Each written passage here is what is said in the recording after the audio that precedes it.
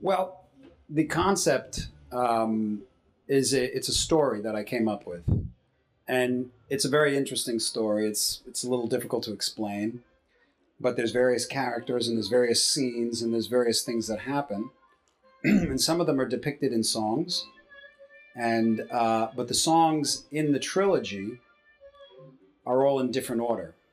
It's not very easy to follow, and I did that purposely because I wanted it to expand through many records, you know. And my idea is to do 3 records, and then at the end of it, do like a 4-record box set that has all the music from the 3 records in the proper order, you know, with more songs maybe, and also some of the instrumental songs would have lyrics and there'd be narration. So it's very easy to follow. It'd be like a whole different project. And the Story of Light is actually the second installment of the Real Illusions trilogy.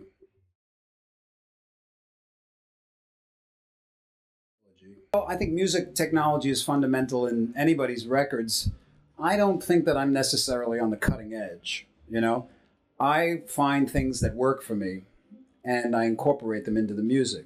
For the most part, my music is built organically with melodic and harmonic ideas, and I add various technology to support those things as opposed to using technology as the main fundamental focus of the song, such as, you know, like dubstep is very popular now, and I really like a lot of that stuff. I bought Skrillex's records, and I really like those. But you know, that's a very heavy use of technology. My use isn't that heavy. No, it's according to how you do it. Sometimes it brings music to life.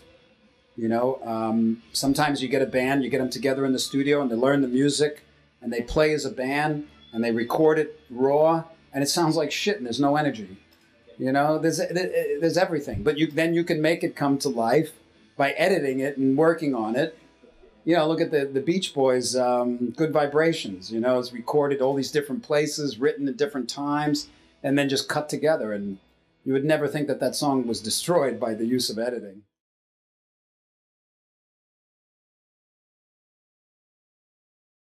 I feel exactly the same. I think for me, Eat 'Em and Smile is the most organic record I ever made because the way it was recorded and the conditions it was recorded is very different than the way I record normally. But as a result, you get this very visceral, powerful record, you know? And I agree with what Billy says.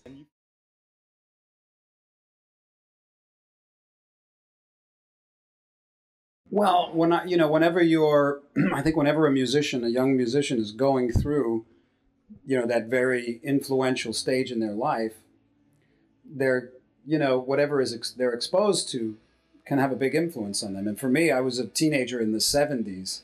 So those great bands like Led Zeppelin and Jimi Hendrix and Queen, Deep Purple, and Emerson, Lake and Palmer, stuff like that was very important to me. But obviously, my ears took on a lot of different styles through the years when I'd find something that I really liked.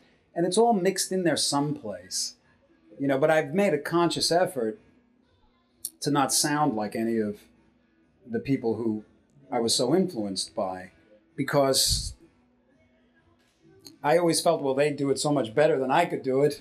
And plus I had I had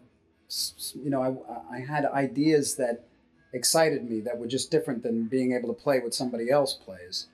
And there's nothing wrong with that. Probably my biggest influence was Satriani because he was my teacher when I was a young boy. And he was an iconic figure even when I was a kid. You know, and we were going to the same school. So you might hear a lot of his musical sensibility or guitar sensibilities in what I do, and it's because he taught me how to play, you know. But I always I don't try to find my own unique voice. It's just, I do what feels natural, and, you know, that's what's natural to me.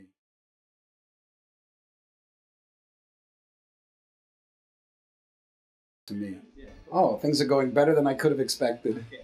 I'm so happy with my new record. You know, it's in the past, whenever I would play, I always felt like there was so much more, and I was scratching the surface. I think on this record, I got past the surface quite a bit, because there's such intimate delicacies in the way that I'm playing that I just had to be 52, you know, and have my life experiences to create. But I have a very exciting